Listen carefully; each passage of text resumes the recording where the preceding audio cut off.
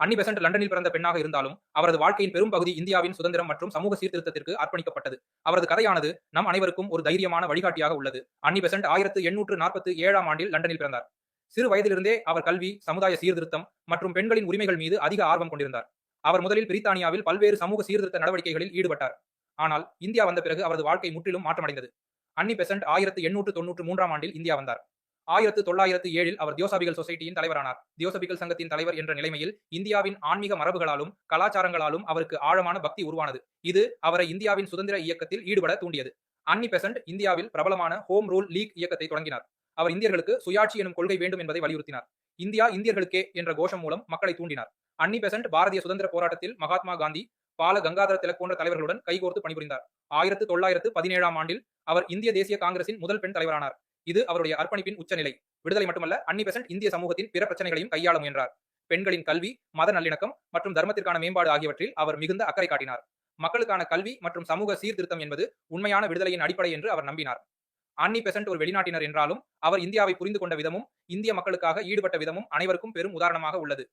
சுதந்திரம் என்பது யாருக்காகவும் இல்லை, அது ஒவ்வொருவருக்கும் உரிமையாக இருக்க வேண்டும் என்ற அவரது கருத்து இந்திய சுதந்திர இயக்கத்தில் பேரூக்கத்தை ஏற்படுத்தியது.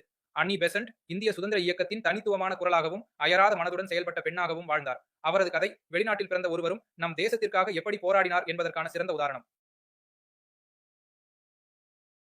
நீங்க ஒரு விஷயம் குறிப்பிடுறீங்க, அந்த விஜயதசமி வச்சு குறிப்பிடும்போது ஒரு ட்வீட் ஒன்று போட்டிருக்கீங்க. ஒரு புத்தகங்களை வணங்கு என்று சொல்கிறது மதம், படி என்று சொல்கிறது பகுத்தறிவு. ஒவ்வொரு ஆண்டும் பெரியார் நினைவு தினத்தன்றும் பிறந்த தினத்தன்றும் நீங்க அவருடைய நினைவிடத்துக்கு போய் வணங்குறீங்களா, படிக்கிறீங்களா? ஒன்றும் இல்லை, அவருடைய புத்தகங்களை தொடர்ந்து படிக்கிறோம். இன்னமும் கேட்டா என்ன, நீங்க தனிப்பட்ட முறையில் கேட்டால் நான் பெரும்பாலும் எந்த சிலையையும் வணங்குவதில்லை, பெரியார் சிலை உட்பட. பெரியார் சிலை எவ்வளவு தூரம் வணங்கப்படுது? அதாவது இப்ப என் அப்பா அம்மாவை பார்த்தோன்னா நான் கையெடுத்து கும்பிடுறேன்னா அது வழிபாடு அல்ல. ரெண்டுக்கும் பெரிய வேறுபாடு இருக்கு. வழிபடுதல் வேறு. நீங்க புத்தகத்தை இது வழிபடுவது. நீங்க அப்படியே வாங்க, நான் தெரிஞ்சுக்கிறேன். இப்ப நான் அண்ணன் சுபவி எங்க பார்த்தாலும் நான் வணக்கம் தெரிவிப்பேன். அவருடைய வயது, அனுபவம், அவருடைய திறமை, அவருடைய மொழி, அது என்னுடைய மதிப்பை பெறுகிறது. அது நான் பாண்டிய பார்த்தா நானும் வணக்கம் சொல்லுவேன். அது பதில் வணக்கம். ஒரு நம்ம பையன் அப்படிங்கிற ஒரு பதில் வணக்கம். நான் என்ன சொல்றேன், ஆண்டுதோறும் பிறந்த தினத்தன்றும் நினைவு தினத்தன்றும் போய் மாலை வச்சு மலர் மரியாதை செய்யறது இன்னொரு வகை வழிபாடு தானே. அவங்க முருகனை கும்பிடுறாங்க, நீங்க பெரியார் கும்பிடுறீங்க, அவ்வளவுதானே. அவங்க ஜீசஸை கும்பிடுறாங்க, அவங்க கும்பிடலைங்க. அதுதான் நீங்க ரொம்ப வித்தியாசத்தை பார்க்கணும். அதாவது அவங்களும் சிலை வச்சிருக்காங்க, நாங்களும் சிலை வச்சிருக்கோம். ஆனால் அந்த சிலை வழிபடுவதற்காக, நாங்கள் வைத்திருக்கிற பெரியார் சிலை அடுத்த தலைமுறைக்கு வழிகாட்டுவதற்காக. நீங்க அந்த வார்த்தைகள் ரொம்ப பிரமாதம், உங்களோட பக்கத்துல வர முடியாது. இதே விஷயத்தை அவங்க முருகன் வழிகாட்டுவாரு, ஆண்டாள் தன்னுடைய தமிழ் மூலமா வழிகாட்டுவாரு. முருகன் தன்னுடைய தமிழ் கடவுள், அவர் வழிகாட்டுறாரு சொல்ல என்ன இருக்கு பாத்தீங்களா? இதே நாள் நான் காலையில ஒரு செய்தி, 1 நிமிட செய்தி அனுப்பியிருக்கேன். உங்களுக்கு வந்துதான் எனக்கு தெரியல. அதுல நான் என்ன சொல்லியிருக்கேன்னா, வழிபடுவது அவரவர் விருப்பம், உரிமை. ஆனால் வழிபடுவதோடு நின்று விடாதீர்கள். புத்தகங்களை படிப்பதும் கருவிகளை பயன்படுத்தி உழைப்பதும் தான் நாட்டின் முன்னேற்றத்திற்கு உதவும். நீங்க சின்ன வேறுபாடு காட்டுறீங்க, வரிகள் படிக்கிறதுக்கு அழகா இருந்தாலும் சின்ன வேறுபாடு காட்டுறீங்க. அவங்க எல்லாம் சும்மா கும்பிட்டு சொல்றாங்க, நாங்க அதை படிடான்னு சொல்றோம். வேறுபாடு சொல்றேன், மதத்துக்கும் பகுத்தறிவுக்குமான வேறுபாடு. மதம் படிக்கிறனால தானே புத்தகத்தை வணங்க செய்யுது. ஒரு புத்தகம் வணங்கப்பட வேண்டியது. ஏன்னா நீங்க என்ன சொல்றீங்க, புத்தகம் தான் அறிவை வளர்க்கக்கூடியது. அப்படி அறிவை வளர்க்கக்கூடிய புத்தகத்தை படிப்பதோ நிறுத்தி விடாதே, வணங்கு என்ற உன்னதத்தை சொல்லிக் கொடுத்தது மதம் வைக்கலாம்ல? இல்ல இல்ல, நீங்க வணங்கும் போது என்ன ஆகுதுன்னா, வணங்கவே கூடாதுலாம் நான் சொல்லல.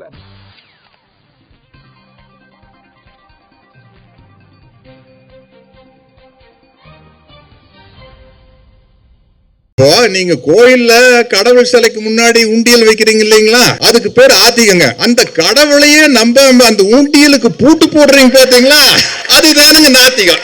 ஏனுங்க, உங்க வீட்டு கல்யாணத்து வீட்டுல மாத்திரம் இந்த முறைப்படி சாஸ்திர சம்பிரதாயங்களை இது பண்ணி உங்க பையனுக்கு கல்யாணம் பண்ணி வச்சுங்க. அப்புறம் ஏனுங்க மத்தவங்க கழுத்துல இருக்கிற தாலியா இருக்கிறீங்க? முதல்ல ஆத்திகம்னா இந்து முறைப்படி கல்யாணம் பண்றது ஆத்திகம்ங்க. நாத்திகம் அப்படின்னா முதல்ல உங்க மருமக கழுத்துல இருக்கிற தாலி, உங்க ஒய்ஃப் கழுத்துல இருக்கிற தாலிலாம் அறுத்துருங்க, அதாங்க நாத்திகம்ங்க. நாத்திகம் பேசுறேன்னு சொல்லிட்டு, ஏன்னா இப்ப அவங்களோட பொண்ணு இப்ப டிஎம்கேல சேர்ந்துருக்காங்க. அதனால இந்த கிறகம் பிடிச்சவன் என்னத்தை வேணாலும் வாய்க்கு வந்ததெல்லாம் உளறி தள்ளுறாரு. சத்யராஜால தமிழ்நாட்டு மக்களுக்கு என்ன யூஸ் இருக்கு? கொங்குக்காரவங்களுக்கு கூட அவரால் ஒரு பிரயோஜனம் கிடையாது. அதனால சத்யராஜா பொறுத்த வரைக்கும் அவர் ஒரு வேஸ்ட் பீஸ். இப்ப தன்னோட பொண்ணுக்காக, பொறுப்புக்காக பொண்ணு திமுக சேர்ந்திருக்காங்க, அதுக்காக அவர் இது மாதிரி ஆத்திகம் நாத்திகம் எல்லாம் பேசுறாரு.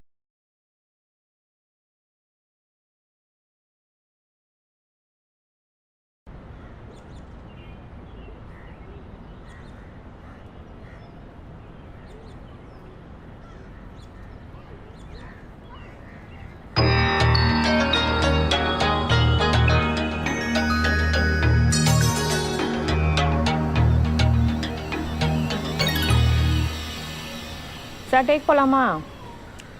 என்னம்மா கண்ணுங்களா, சௌக்கியமா? தகுடு தகுடு போலாங்க அம்மனி. நேர்களே, நிகழ்ச்சியோட கடைசி கட்டத்துக்கு போயாச்சு. இப்போ கட்டப்பா சார்கிட்ட சில கேள்விகள் கேட்கலாம் வாங்க. கேளுங்க அம்மனி. சார், ஆன்மீகத்தை பற்றி நீங்கள் என்ன சார் நினைக்கிறீங்க? ஆன்மீகத்தை பற்றி ஒரு உண்மையான விஷயம் சொல்கிறேன் கேளுங்க. ஹாலிவுட்டில் ஸ்டீவன் ஸ்பீல்பர்க்னு ஒரு டேரக்டர் இருக்கார். அதான் உங்களாம் தெரியுமே, எவ்வளோ பெரிய டேரக்டரு, எவ்வளோ படம் பண்ணியிருக்காரு, எவ்வளோ ஹிட் அடிச்சிருக்காரு, எவ்வளோ அவார்டு வாங்கியிருக்காரு. ஆனால் அவருக்கு ஒரு ஃபேமஸான ஒரு ஃபோட்டோ இருக்குது. சினிமா கேமரா மேலே கால் போட்டு ஜாலியாக ஒரு போஸ் கொடுத்துருப்பார். ஆனால் இங்கே என்ன நடக்குது?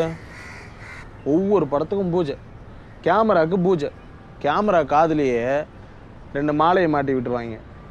எலுமிச்சம்பழம், ஊதுபத்தி, தேங்காய் இதெல்லாம் உடச்சி அப்படி எடுக்கிறானுங்க. ஒரு வெங்காயத்துக்கும் புண்ணியம் இல்லை. என்ன பிரயோஜனம்? ஒரு படம் கூட 4 தெருவை தாண்டி போகாது. இதை நம்ம கேட்டோம்னு சொல்லுங்கள், பகுத்தறிவாளி, நாத்திகம் பேசுகிறேன், மதத்துக்கு எதிராக பேசுகிறேன்னு சொல்லுவாங்க. அது கிடக்குது கழுது. என் பிள்ளைங்களுக்கு சுத்தமாக பக்தியே இல்லாமல் நான் வளர்த்துருக்கேன். வாழ்ந்தா அந்த மனுஷன் மாதிரி வாழணும், இல்லைனாக்கா நாக்க புடின்னு சாவணும். என்னை பொறுத்த வரைக்கும் ஆன்மீகன்றது ஒரு குப்பை, அவ்வளோதாம்மா. சரி சார், நான் ஒரு கேள்வி கேட்கலாமா உங்ககிட்ட? கேளுங்க அம்மனி. சார், ஸ்பீல்பர்க்கு வெளிநாட்டுக்காரர். அவர் பொண்ணையும் அவங்க ஒய்ஃபையும் பீச்சில் 2 பீஸில் நடக்க அலோவ் பண்ணுவார். நீங்கள் எப்படி சார் உங்கள் ஃபேமிலியை பேர் நடக்க அலோவ் பண்ணுவீங்களா? என்ன அம்மனி இப்படிலாம் கேள்வி கேட்குறீங்க? அது மட்டும் இல்லை சார், ஸ்பீல்பர்க் ஒரு ஜூ, அதாவது யூதர். அவர் மதப்படி அவருக்கும் அவர் பையனுக்கு சுண்ணத்து ஆயிடுச்சு. உங்களுக்கு உங்கள் பையனுக்கு எப்படி சார்? அவர் மதத்து மேலே நம்பிக்கை தான் சார் இருக்காரு. அவர் மத சார்ந்த கோயிலுக்கு போயிட்டு தான் இருக்காரு. இப்போ என்ன சொல்ல வரீங்க? அவங்களுக்கு ஏற்ற மாதிரி இருக்காங்க, நமக்கு ஏற்ற மாதிரி இருக்கும் சார். இதில் என்ன சார் இருக்கு? அம்மனி பேட்டியை முடிச்சுக்கலாமா? சரி, ஓகே சார்.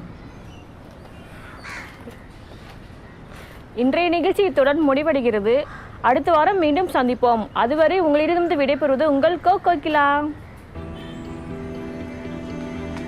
கட் பண்ணியா? மைக் இருந்தா என்ன கேட்பேமா?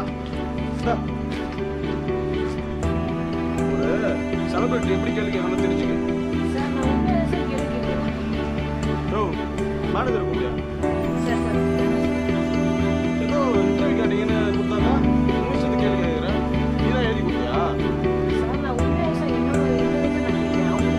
இதுக்கப்புறம் உங்களை ஏதாவது ஒரு சேனலில் பார்த்தேன், அவ்வளோதான். கட் பண்ணியா?